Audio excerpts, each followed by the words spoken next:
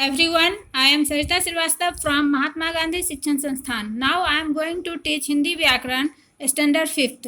बच्चों, आज मैं आपको पाठ 4 वाक्य पढ़ा ही रही थी. उसी के अंतर्गत आज मैं आपको रचना के आधार पर वाक्य के भेद पढ़ाने जा रही हूँ. तो बच्चों, रचना के आधार पर वाक्य के 3 भेद होते हैं. एक सरल वाक्य, ख संयुक्त वाक्य और ग मिश्र वाक्य. ये 3 रचना के आधार पर 3 तरह के वाक्य के भेद होते हैं. अब बच्चों को मैं ये सरल वाक्य दिया. अब सरल वाक्य किसे कहते हैं? तो कि जब किसी वाक्य में एक ही उद्देश्य और एक ही विधेय हो उसे सरल वाक्य कहते हैं. उद्देश्य और विधेय आप जानते हो किसे कहते हैं.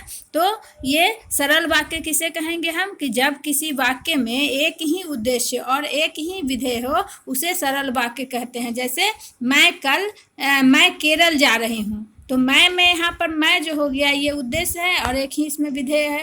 फिर गांधी जी सत्य और अहिंसा के पुजारी थे. इसमें गांधी जी उद्देश्य हो गए और सत्य और अहिंसा के पुजारी ये सब विधेय कहलाया. तो इसमें इस तरह आपने देखा कि इस वाक्य में सिर्फ एक ही उद्देश्य है और एक ही विधेय है. तो इस तरह से ये वाक्य जो है सरल वाक्य है. अब दूसरा है संयुक्त वाक्य. जिस वाक्य में 2 या 2 से अधिक वाक्य खंड स्वतंत्र रूप से समुच्चय बोधक अवयवों द्वारा आपस में जुड़े होते हैं उसे संयुक्त वाक्य कहते हैं. अब बच्चों, यहाँ पर वाक्य खंड है. वाक्य खंड मतलब 2 वाक्य अलग अलग, पूर्ण नहीं, तो वो खंड होता है और उन दोनों को जोड़ने के लिए एक समुच्चय बोधक अवयवों का प्रयोग किया जाता है. समुच्चय बोधक अवयव क्या होता है? इसलिए, क्योंकि, किंतु, परंतु, इसलिए, किंतु, परंतु, इस तरह के जो शब्द आते हैं. और तो ये सब समुच्चय बोधक अवयव कहलाते हैं. तो इसके द्वारा आपस में ये 2 वाक्य खंड जुड़े हुए रहते हैं, तो ऐसे वाक्य को हम संयुक्त वाक्य कहते हैं. तो फिर से आप एक बार परिभाषा देखिए. संयुक्त वाक्य किसे कहते हैं?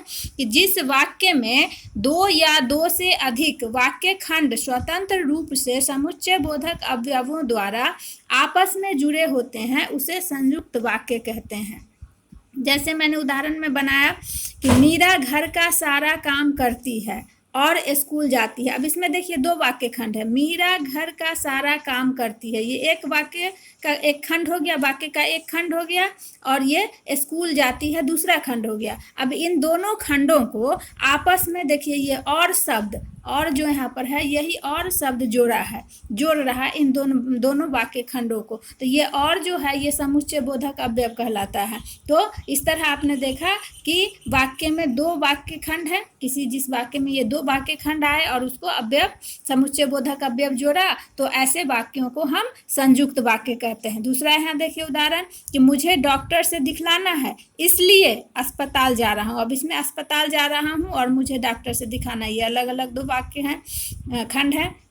अब इनको जोड़ने के लिए यहाँ पर इसलिए का प्रयोग हुआ, तो ये समुच्चय बोधक है. फिर देखिए उदाहरण, आज नाना जी आने वाले थे किंतु नहीं आए. अब ये नहीं आए खंड है और आज नाना जी आने वाले थे दूसरा खंड है. तो इन दोनों को जोड़ने के लिए किंतु का प्रयोग किया गया है. तो इसमें और, इसलिए, किंतु ये सब समुच्चय बोधक अवयव कहलाते हैं. तो ये समुच्चय बोधक अवयव आपस में 2 वाक्य खंड को स्वतंत्र रूप से जोड़ते हैं, तो ऐसे वाक्य को हम संयुक्त वाक्य कहते हैं. अब बच्चों, ग में है मिश्र वाक्य.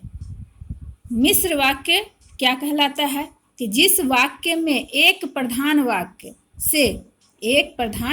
से एक या एक से अधिक आश्रित वाक्य जोड़ दिए हों उसे मिश्र वाक्य कहते हैं. अब यहाँ पर बच्चों देखो, प्रधान वाक्य और आश्रित वाक्य आया है, तो इसको आश्रित वाक्य किसे कहेंगे, प्रधान वाक्य किसे कहेंगे? तो प्रधान वाक्य किसी दूसरे उपवाक्य पर आश्रित नहीं होता है. प्रधान वाक्य जो होता है किसी दूसरे आश्रित उपवाक्य पर निर्भर नहीं रहता है. प्रधान वाक्य के अनुसार ही वाक्य में क्रिया होती है.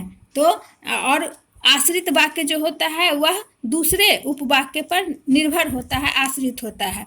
तो इसमें आपने क्या देखा मिश्र वाक्य में? कि जिस वाक्य में एक प्रधान वाक्य से एक या एक से अधिक आश्रित वाक्य जोड़ दिए गए हों उसे मिश्र वाक्य कहते हैं. जैसे यहाँ पर देखो बच्चों, कि मैं एक कार खरीदी जो बैटरी से चलती है। तो यहाँ पर ये जो दो वाक्य हैं, इसमें एक आश्रित वाक्य है और एक प्रधान वाक्य है। तो इसमें क्या देखा आपने कि यहाँ पर मैं एक खरीदी और ये जो शब्द जो, तो जब भी शुरू होगा आश्रित उपवाक्य, जब भी शुरू होगा वह यदि, जो, आदि, की, क्योंकि से शुरू होगा। तो यहाँ पर जो बैटरी से चलती है ये आश्रित वाक्य हो गया, और मैं एक कार खरीदी ये प्रधान वाक्य हो गया। ये मैं कार खरीदी प्रधान वाक्य हो गया, और जो बैटरी से चलती है वह आपको आश्रित वाक्य हो गया। फिर है यदि जल्दी ऑफिस जाना हो तो स्कूटी ले जाओ। अब यदि से यहाँ वाक्य प्रारंभ हुआ है, तो यदि जल्दी जाना है ये आपको आश्रित वाक्य हो गया, तो स्कूटी ले जाओ। क्योंकि स्कूटी ले जाने के लिए आप किस पे ऑफिस जाने के लिए आप किस पे निर्भर है? स्कूटी पर निर्भर है। अगर स्कूटी नहीं रहेगा, पैदल जाएंगे तो लेट हो जाएगा। तो यहाँ पर ये प्रधान वाक्य हो गया स्कूटी ले जाओ, और यदि जल्दी ऑफिस जाना हो तो ये आपको आश्रित वाक्य हो गया। तो इस तरह से आपने देखा कि प्रधान वाक्य और आश्रित वाक्य में क्या क्या होता है। कि प्रधान वाक्य उपवाक्य, प्रधान उपवाक्य जो होता है वह किसी दूसरे उपवाक्य पर आश्रित नहीं होता है। प्रधान वाक्य के अनुसार ही क्रिया चलती है, क्रिया का प्रयोग होता है। और आश्रित वाक्य में हमेशा वह दूसरे वाक्य पर निर्भर रहता है। और आश्रित वाक्य प्रायः क्योंकि, की, यदि, जो आदि से प्रारंभ होता है। ऐसे वाक्य आश्रित वाक्य के पहचानने के लिए है कि आश्रित वाक्य को हम कैसे पहचानेंगे। तो आश्रित वाक्य दूसरे उपवाक्य पर आश्रित होता है। आश्रित वाक्य प्रायः क्योंकि, की, यदि, जो आदि से प्रारंभ होता है। तो ये पहचान है कि हम कैसे पहचानेंगे कि वाक्य में आश्रित वाक्य कौन है और प्रधान वाक्य कौन है। तो आपने इस तरह से आज समझा कि रचना के आधार पर वाक्य के कितने भेद होते हैं, उसका परिभाषा उदाहरण के सहित जाना। तो आज आपका ये वाक्य चैप्टर समाप्त हुआ। अब अगले वीडियो में अगले चैप्टर पढ़ाएंगे। धन्यवाद।